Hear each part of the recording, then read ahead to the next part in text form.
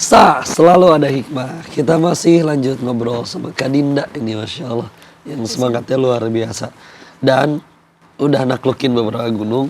Dan tadi lagi menargetkan 3S. Tapi izin kau bertanya, penasaran. Itu benar naik gunungnya ngerangkak? Iya, ngerangkak. Kotor kena tanah bajunya? Iya kok. Nah kebetulan tuh emang nggak sesuai di luar prediksi sih kalau yang perahu ini. Jadi kan naik gunung perahu itu lewat via Patak Banteng ya kok. Iya. Nah itu tuh tadi cerah banget kok. Tadinya? Cerah dari awal sampai pertengahan itu cerah. Tiba-tiba hujan. Oke. Terus emang itu pertama kali aku hujan. Terus aku sempat nanya temanku, bisa gak ya kak gitu kan.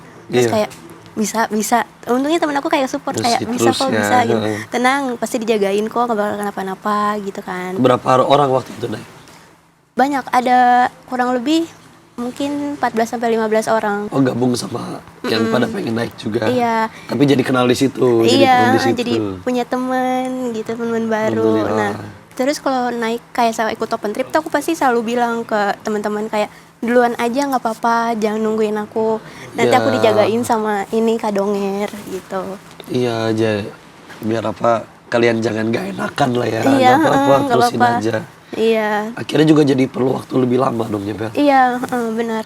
Terus kan gitu. kalau sambil ngerangkak ketemu ular, ketemu hewan-hewan apa? Kalau aku sih kalau setiap naik gunung selalu berpikir, nggak pernah ada perpikiran tuh kayak antar ketemu hewan gimana ya, antar ini gimana ya, longsor ya, ini gimana ya. Nggak ada sih, kalau aku sebisa mungkin usahain kayak mikirnya kayak selalu positif, kayak yang penting sampai atas selamat, sampai bawah juga harus selamat gitu. Iya, dan ini nyampe TV sekarang. Iya, untungnya selamat mama juga nge-support sih kok. Mama kayak apapun yang aku lakuin mama nge-support, karena emang pernah aku juga dilarang-larang gitu gak pernah? karena aku juga yakinin mama sih kayak kalau ada yang ngelakuin ini pasti ada bisa, tapi kalau nggak bisa nggak bakal ngelakuin ini gitu. Apa rasanya pertama kali naik ketika ngelihat di atas? Seneng banget. Seneng kayak wow bagus banget ternyata. Dan enaknya di gunung ketemu orang-orang baru, karena kan kalau trekking ketemu orang kayak mereka nyemangatin gitu. Kayak seru gitu. Dan itu semua akhirnya aktif dibagikan di medsos. Iya. Bikin apa aja? IG, TikTok? IG sama TikTok aja sih. TikTok.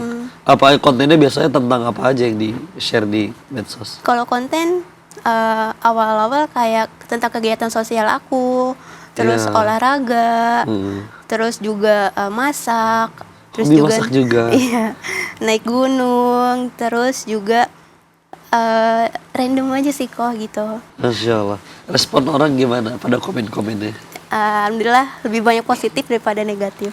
Iya. Banyak sih yang bilang ngapain sih, mending ke masjid aja gitu, atau mending di rumah aja rebahan, atau ada lagi yang ntar nyusahin orang lah, inilah itu. Ngaji juga, cuman kan gak harus di-share ya. Iya. Yang kegiatan ini bisa motivasi, itu di-share. Kan gak 24 jam kita diliatin orang. Iya. Masya Allah. Dan yang paling memotivasi untuk tadi ya, bikin damai dengan diri sendiri, terima takdir Allah. Siapa? Atau mama kah? Atau yang paling menguatkan? Ada nasihat apa gak yang paling teringat, yang paling menguatkan? Mama bilang dari beliau kayak jangan pernah malu, kamu itu sebenarnya sama aja sama semua orang. Gitu. Emang cuma beda di kondisinya aja gitu. Kan Allah ngasih kamu kelebihan, berarti Allah tahu nih kamu mampu ngelewatinnya gitu. Dan ini bukan kekurangan ya. Spesial, kekhususan. Iya. Ya. Dan karena yang lain gak mampu, makanya diujikannya kepada yang mampu yang lebih hebat. Iya. Dan karena ujiannya lebih berat, maka pasti ke surga Allahnya juga pasti lebih gampang. Amin. Kalau nyampe pun pasti tempatnya beda demi Allah. Amin. Apa fase paling berat yang pernah Kak Dinda laluin dalam hidup? Fase terberat itu paling pada saat berdamai sama diri sendiri sih, kok itu berat banget. Itu mungkin susah waktu banget. Kapan ya? Waktu SMP, SMP. Waktu SMP. Itu sempat berat banget, kayak dari yang gak berani ketemu orang gitu. Iya. Soalnya kan kadang ada yang ngeliat tuh aneh gitu, kadang kalau aku keluar, aku kan suka pernah waktu SMP keluar sendiri. Terus kayak orang ngeliatin aku dari atas sampai bawah gitu dengan tatapan yang kayak sinis gitu. Terus kadang kayak aku sapa, kalau kayak halo kak, aku gituin. Terus kadang aku tanya kenapa kak gitu. Cuman mereka ada yang buang muka, terus ada yang bilang nggak apa-apa. Maksud aku oke lah mereka seperti itu, ke aku nggak apa-apa. Cuman diusahakan ke orang lain jangan. Kalau emang penasaran nggak apa-apa, ditanya baik-baik aja. Kayak permisi kak mau nanya boleh nggak gitu. Pasti kan Iya. kalau orang itu jawabnya nanyanya sopan atau apa, kita jawabnya juga enak. Iya, Gitu. daripada ya lirikan-lirikan Kadang tajam ada yang menyayat sampai hati. gini, sampai nengok kepalanya. Ya Kenapa? Allah.